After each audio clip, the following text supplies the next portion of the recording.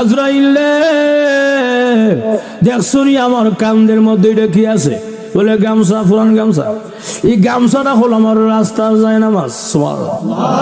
যখন নাকি নামাজের সময় হয়ে যায়, আমি গামছাটা যায় নামাজ বানায়া দিয়া জমিনে মহান আল্লাহর কুদরতি কদমে সেজদায় পড়ে যাই। আজরাইল অসুবিধা নাই রে, আমি জানি যে কোনো সময় মরণ হবে আমার, তবে আমার মনে হয় আমার পরিবারের সঙ্গে আজকে আর সাক্ষাৎ হবে না, আমার বাচ্চাটার জন্য আর মজা নেওয়া হবে না। অসুবিধা নাই রে, দুনিয়া দেখেছি জীবনের কাউকে যদি ফাঁসি দেওয়া হয় সরকারি আদালতে, জীবনের শেষ মুহূর্তে একটা ইচ্ছা পূরণ করা হয়, তাকে ইচ্ছা পূরণ করা হয়। আজরাইল এটা আমার জীবনের শেষ সময়, আমি জানি না আমার এরকম শেষ ইচ্ছাটা পূরণ হবে কিনা। আমার ইচ্ছাটা হইল আমি এখন যা আমার গামছাটা জমিনে বিছাইয়া দিলাম, আমার এখন ওযু আছে, আমি 2 রাকাত নামাজে এখন দাঁড়াইয়া যাব। তবে আমার ইচ্ছা হইল প্রথম রাকাতে আমার গায়ে তুমি হাত দিও না, দ্বিতীয় রাকাতের প্রথম সেজদা আমার গায়ে তুমি হাত দিও না।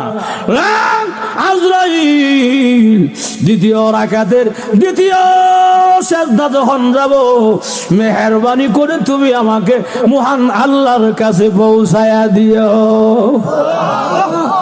ভাইরা আমার, আমি যে কথাটা বুঝাইতে চাই, ইমান আমলের দাম অনেক বেশি। ইমান আমল যদি ভালো হয়, লোকটা যদিও কালো, আল্লাহর কাছে অনেক ভালো।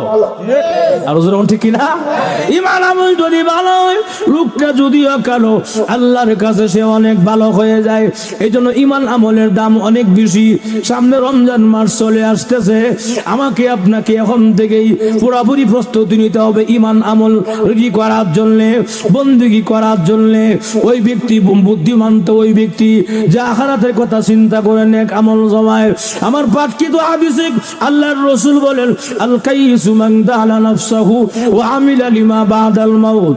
ওই ব্যক্তি সবচেয়ে প্রকৃত জ্ঞানী যে ব্যক্তি নাকি আখিরাতের কথা চিন্তা করে নেক আমল জমায়। প্রভু, দুনিয়াতে শুনেছি তোমার নাম রহমান আছে, রহিম আছে। আল্লাহ, রহমান রহিম নামের দয়া নাকি অনেক বেশি বড়। আল্লাহ, এত বড় মায়া দয়া থাকতে একটা নেকির জন্য জাহান্নামে কেন যেতে হবে? আল্লাহ, দয়া মায়া করা একটা নেকি কি আমাকে ছাড় দেওয়া যায় না, মাফ করে দেওয়া যায় না? ভাইয়ারা আমার, এই কথাটা বলার সঙ্গে সঙ্গে আল্লাহর রহমতের সাগরে ঢেউ উঠে যাবে। ভাইয়া, আল্লাহ